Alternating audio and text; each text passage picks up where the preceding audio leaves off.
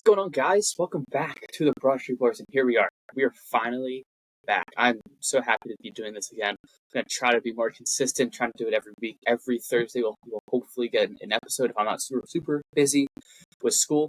But yeah, let's get started. So today we're going to talk straight Phillies, straight Eagles. Two biggest things happening in Philly sports.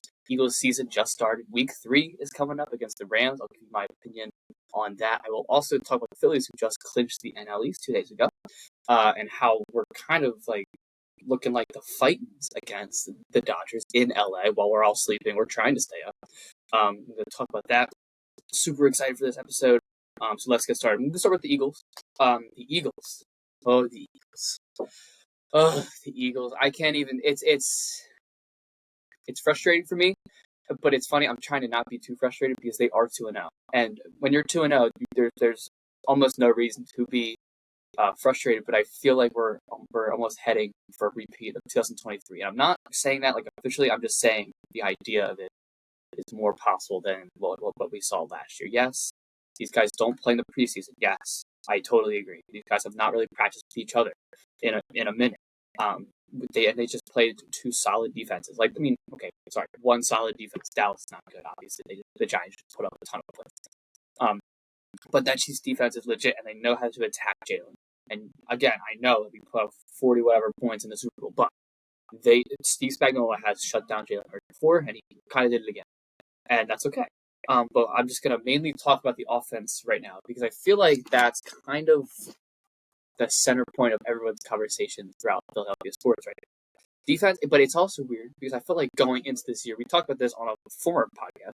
Going into this year, I thought we were all like, "Oh my god, like this offense is gonna be so good! Like everyone's coming back. Should see a lot of AJ Brown, a lot of Saquon, a lot of everybody. All we lost was Mekhi Becton, and now we have a young stud in Tyler Steen in there to take a spot who's been sitting behind him for a few years. Like it's like this offense is gonna be awesome." And then our initial thought was also with the defense, like, I don't know how the defense is gonna look. Like CJ GJ ain't there. There's a lot of questions. The loss of Isaiah Rodgers, we were all like, oh my god, that's a huge deal. Which in game 1 it was a big deal. But yeah, it was very interesting to start the year. That now looking back on, I'm recording this on September 17th, leading into week 3, and it's completely flipped. We are like, oh my god, this defense is so good. Vic Fangio's genius. Cooper DeJean keeps tackling like a psychopath. Quinion Mitchell's a stud. Like, you could keep on going on and on and on about this defense and how awesome they played it and how they embraced everybody. The cornerback 2 spot is an issue. I will admit it is an issue. And I feel like we should see more Ja'Cory Bennett than anything. That's just my personal opinion. Isaiah Rodgers, not Isaiah Rodgers. Adoree Jackson used to be good, used to be so good, but he just keeps getting burnt. That week 1, I don't like. Tell me if I'm wrong, but like I thought that Quinion Mitchell would start following people. That's what the word at training camp was, and that is just not happening at all. So I thought that was a little odd in game 1 that he didn't just consistently follow CeeDee Lamb. But I would love to see more Ja'Cory Bennett. I feel like we already saw a little bit more of Ja'Cory Bennett in game 2, so that was definitely good for everybody. So this defense is actually pretty solid. Like, and even with Jalen Carter spitting on Dak Prescott in game 1, we still won.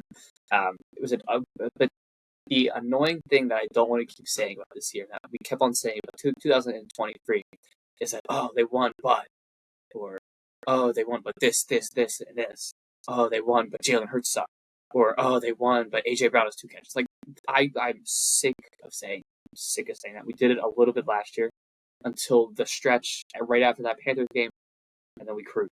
I want to stop saying that after game, because after game 1, we were pretty much like, oh, we won, but Jalen Carter stood on Dak Prescott. Oh, we won against the Cowboys, but can't really say that Saquon looked that great. Oh, we won. Like, it's those things. And then with the Chiefs game specifically, we were like, oh, we won, but it was so ugly, and we had to beat, and we had AJ Brown with 2 catches again, and Jalen Hurts not even getting 100 yards. Yes, it was a win, and I'm super happy about it. And I thought the whole tush push thing is just funny to me because everyone's just pissed that we're good at it. And yes, they're false starts, but if they're false starts, then call it.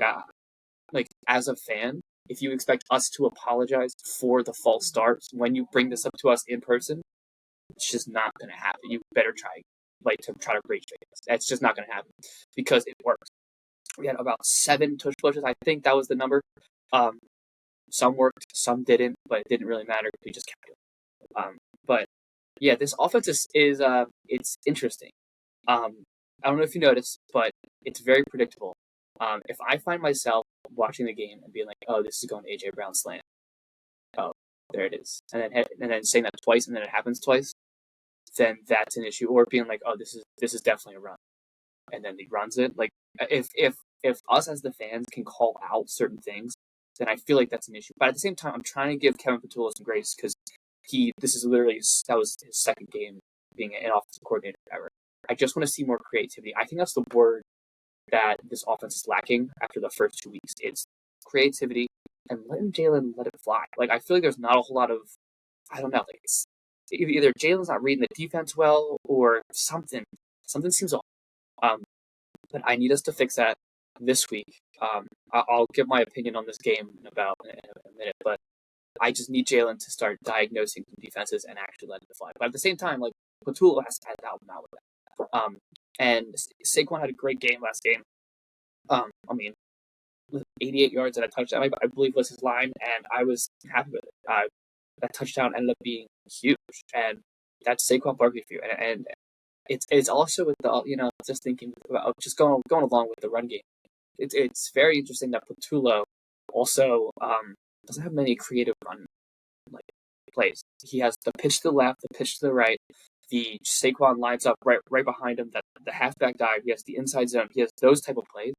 But there's no like pull block. There's nothing creative. And that's I didn't realize how creative Kellen Moore was. We all knew how creative Shane Steichen was. I mean, that guy was a psychopath on being an offensive coordinator. He deserves to be a coach, like a head coach. He's a genius. But I don't think I realized how creative Kellen Moore's offense was until now. We're seeing someone else, and I'm like, it's just interesting. Now for the game, I'm be totally real with you. I think we're losing the game. I think this is a very obvious trap game. Not trap game in that type of sense actually, but I just think the Rams are hot. Devontae Adams and Puka Nacua are 2 stud corners, and we have a top 5 corner, and Cooper DeJean who plays the nickel. He doesn't even play on the outside. I wouldn't be surprised if Coop does get some snaps on the outside. I would not be surprised by that. Seeing what Twitter is saying, seeing what people are saying at press conferences, I would not surprise me. But I do think we lose this week, and the main reason is I think it's going to be a shootout. If I'm going to be honest, I really think it's going to be a shootout. That Rams offense is hot, and our offense is going to keep needing to score points, and I think it's going to get to the point where we can't score more than 20, like 24 points. And the Rams can. And listen, the Rams defense is good. There are some holes, like obvious holes. Their corners are not good. Like especially with Witherspoon out, you have Emmanuel Forbes essentially going all over the place, and Emmanuel Forbes got destroyed by the Titans last week, and it was the Titans, no offense. And AJ Brown has destroyed Emmanuel Forbes before, so I would not be surprised if this was like his coming out game for the season. Because I feel like AJ sees Emmanuel Forbes and goes, like, let's tear this guy up, and he does tear him up. So it's just something. It's just an observation for me. But at the same time, their line is really good. Tyler Steen can keep on being good in that interior, then I feel good. But that team is good. So I just think this is, and the Rams are not just playing like this any other game. I've seen multiple things that they're circling this game on their calendar because it was that important that they lost in the postseason, which is true, very true. So I just think I do think it will be close, but I think we're losing. But with that being said, I think it's a big Saquon game because the more I think about it, right, Saquon not only did it in the snow, but he also destroyed him in LA. So and why wouldn't he just keep doing that? So I feel like it's gonna be a big Saquon day as well. But at the same time, that all starts with Tulo and how he disguises the run, and disguises the pass with the run. So I think a lot of this week comes down on Tulo and Jalen Hurts. And Jalen Hurts hasn't been exactly sharp, to say the least. But at the same time, he could be better, and I feel like he hasn't been awful. I mean, Dallas week, he probably won us that game with those two awesome rushing touchdowns. He was so good. So that's kind of what I have with the Eagles right now. I'm trying not to be too negative, but I do think we're losing this week. And then the Bucs game is going to become way bigger because you don't want to go 2-2, especially with this hell schedule that we have. So that's just my personal opinion on this week. With that being said, I root for the Eagles. Of course, I'm not betting against them. I mean, I'm just saying this game could be closer than what most people think around our area. Now for the Phillies. NL East champs. I can't believe that I'm saying that again in mid-September. That's crazy. This is unheard of for me. Listen, my generation and me as like a Gen Z type of person, we didn't. I mean, I remember like 2010 and 2011. I was obviously alive for 2008. I was 5 though. I don't really remember. Like I obviously remember like the players, and the players were like, the vibes were fun, but I don't remember like specific plays. I was like I can't be like, oh, I was here for the Chase Utley home run.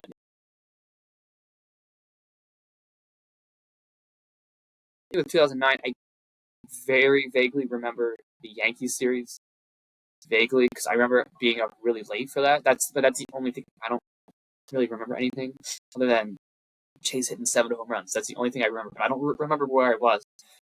So as soon as you hit 2010 to 2011, I do remember those games. I remember being in the stands for the Giants game against Tim Lincecum, where we lost, where Roy Oswalt blew it. That was not fun. I remember that feeling. We were in the nosebleeds, and it was still such a great game and such a good pitcher still played. Lincecum killed us. I remember that, but the whole point is I'm not used to us doing this well. Like I'm just not. So the fact that we clinched mid-September, I think, is crazy. And just kind of piggybacking all this, I didn't feel this last year, or the year before, because if you think about it, you could actually look back at the podcast that I made. I thought we were really good. I just didn't feel like it was the year, but I'm starting to feel like this is the year. I don't know about you all, but this might be the year. I feel like the stars are aligning in the Phillies' way, especially if we get that 1 seed. If we get that 1 seed, I have a good feeling. That's all I'm going to say. I have a good feeling. Because we are currently battling with the Dodgers, who actually kind of need to win these games to get the bye, and we keep on winning to get a step above them to get this bye. So, and the fact that we keep doing this in the late innings, I think, is so not like the Phillies teams of the past. The last year and the year before, there would be none of this. We would be so. Let's just take Tuesday's game as an example. We get no hit for the first 4 innings, first 4 or 5 innings when Shohei's in, and then all of a sudden they pull Shohei, and then we go up 6-4, and you're like, how did this happen? And then the same thing on Monday too. We were down, and we went back up. Harper hit that monster home run to put us ahead. Durant lets up a home run, fine, because then we get it right back in the 10th. So it's the little things like that I just feel like this team is different than teams in the past. And I mean, as a fan, it's fantastic. This is just baseball.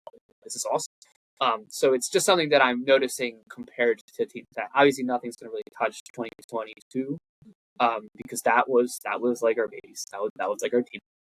But this team is awesome. I love the addition of Harrison Bader. You can go back. I was not a huge fan of it. I thought it was cool. I was like, yeah, Harrison Bader, a player. He isn't just a player. Coming into yesterday, he was hitting 338. 338 on the Phillies? Are you kidding me? That's ridiculous. And he's leading off, fitting that Trey Turner spot, getting on base, driving people home. And he's fitting in with the vibes. You saw him in the celebration. Oh my God! Like, this guy is a stud, and obviously Joan Duran is one of the best closers in all of baseball. I don't care if he let up that home run in the 9th 2 days ago, but here we are. Like, I don't care, because he's one of the best closers in baseball, and he deserves all the money that he's being paid, and he's ours for 2 or 3 more years. So I'm just elated with this team. This team is awesome. Now, something that I kind of mentioned before that is important is getting that 1 seed. If we get that 1 seed, how it's set up right now, assuming that it ends right now and we just swap with the Brewers, we would get the winner of the Cubs and the Padres. The Cubs, who don't have great pitching, and I think that we could definitely handle the Cubs. And then the Padres, who scare me a little more, but also they're also losing some pitching with Jason Adam going out for the year. They just got Michael King back, but he was just shelled by the Yankees. So if you think about it, like their 2 or 3 pitchers are going to be Nick Pivetta at the bank, game over. So that's kind of what I'm thinking. And then we hopefully play the Dodgers and the Mets in the NLCS, and then that's a hell of a series, a 7-game series. That was crazy. So if we get that 1 seed, I feel really good about our chances going to the World Series. And I'll be honest, I think we're better than any of the AL. And with that being said, I really believe that this playoffs is going to be next level because there's a good shot we get Yankees and Red Sox. There's a good shot that we get Mariners, Astros, and another in division. Like, that's crazy. They're currently going back and forth on who is home and who's not, which is so fun to watch. And then on our side, you got Dodgers Mets, which was literally the NLCS last year. And then currently like I just mentioned, Cubs Padres, which is another fun series between 2 really fun teams. And then they play everybody else. So this playoffs is going to be cinema. This playoffs is going to be awesome. I'm so excited.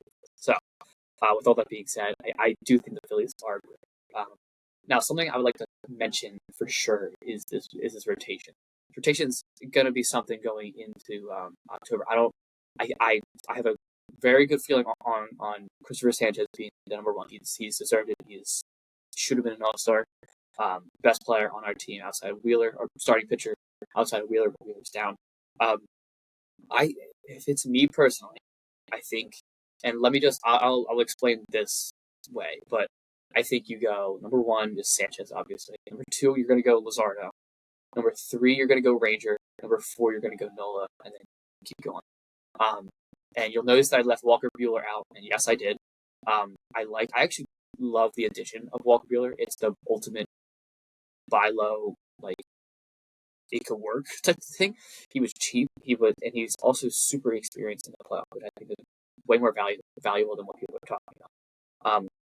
Like, you'll notice I put Luzardo at 2. Mainly because he has way better numbers at home. And if there's a player on this team that feeds off that crowd, it is Jesus Luzardo. And let's be honest, and with Ranger Suarez, I've seen Ranger Suarez not be fazed by a moment.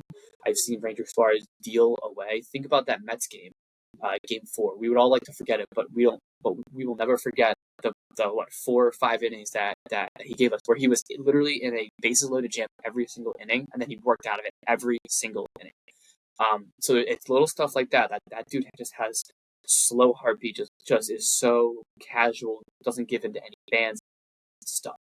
That's why assuming that we're going to be the higher seed in whatever matchup, he's the first game away where their fans are jacked up and he shuts them down. And Aaron Nola at the 4 over Buehler is mainly because Nola doesn't have much experience coming out of the bullpen. Buehler did it. He actually did it to close out the World Series, to win it, which I think is more valuable than what people think. But that's just my own opinion. But yeah, it's just very interesting. That is something that I need to happen.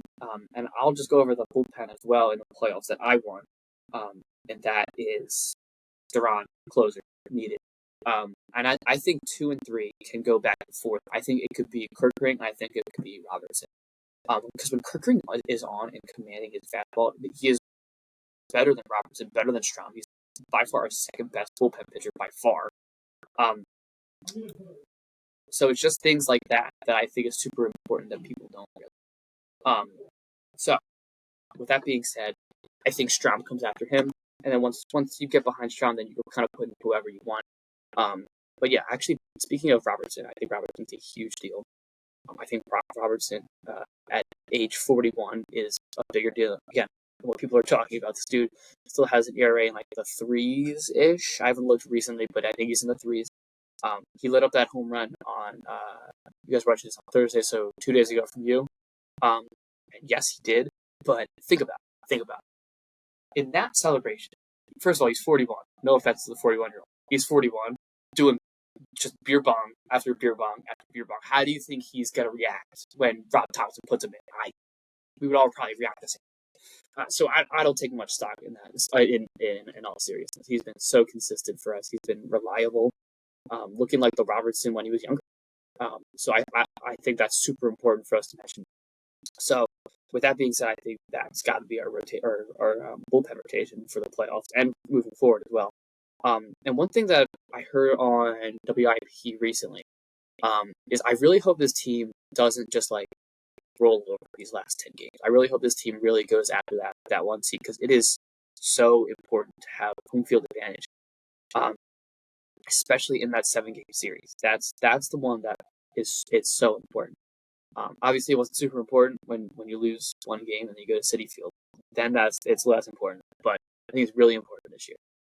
So I really hope this team doesn't just lay over. I don't think they will lay over. I know Bohm comes back on Friday, or he's eligible to come back Friday, and then Trey a little bit after that. And then speaking of Trey, I do want to see Trey, maybe not like full sprinting, but like I just want I want him in there in full live action before the playoffs. I want him, whether that's two games before, and then he plays the last 2 games. Whether that's 3 days, 1 game, I don't care. I need him to see real MLB pitching and not like these simulated games that are controlled.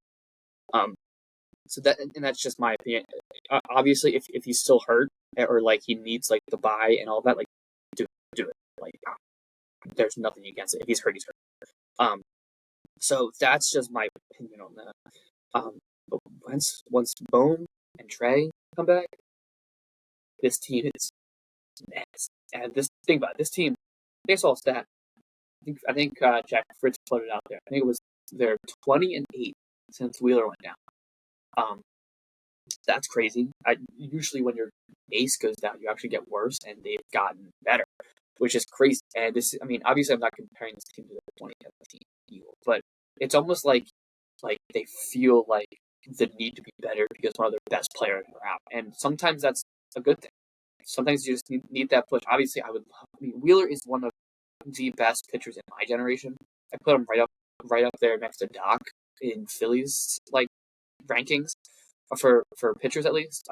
Especially with his dominance in the playoffs, he's one of the best playoff pitchers statistically almost ever. So having him not there is a big deal, but that almost pushes everybody else to be better, which I think is super important overall.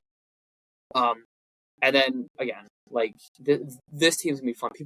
People initially, obviously not right now because Harper's been good, but people were like, "Oh, he's only hitting 260. He's not doing as well." Just wait till October. Oh my God, wait till October, please. Bryce Harper is a different animal in October. I feel like people forget that until we're there, and then you're like, "Oh, great." Like people forget how good he was in that Mets series. He was like 8 for 12. He was not the reason why we lost. It was honestly more Kyle Schwarber. And he had 1 hit, and it was his leadoff homer. That was it. And I feel like I haven't mentioned Kyle Schwarber. Kyle Schwarber, whatever payday he gets from us, he deserves every amount of money. He's dog. He's reaching Ryan Howard territory. He's 5 home runs away at this current moment. I don't know if he's homered yet tonight, but he's at this current moment 5 away. So it's fun. It's fun to watch, man. It's fun to watch. All right, that's all I got. I'm gonna try to do this weekly. Keep them anywhere between 20 to 30 minutes. So stay tuned for that. Quick updates, the good stuff. So thank you all so much for watching. I've been doing more edits for the Instagram and everything. We'll try to get back on the TikTok as well. I'm gonna try to get more consistent. But yeah, so thank you so much. Have a great rest of your day. I'll see you next week. Go Birds.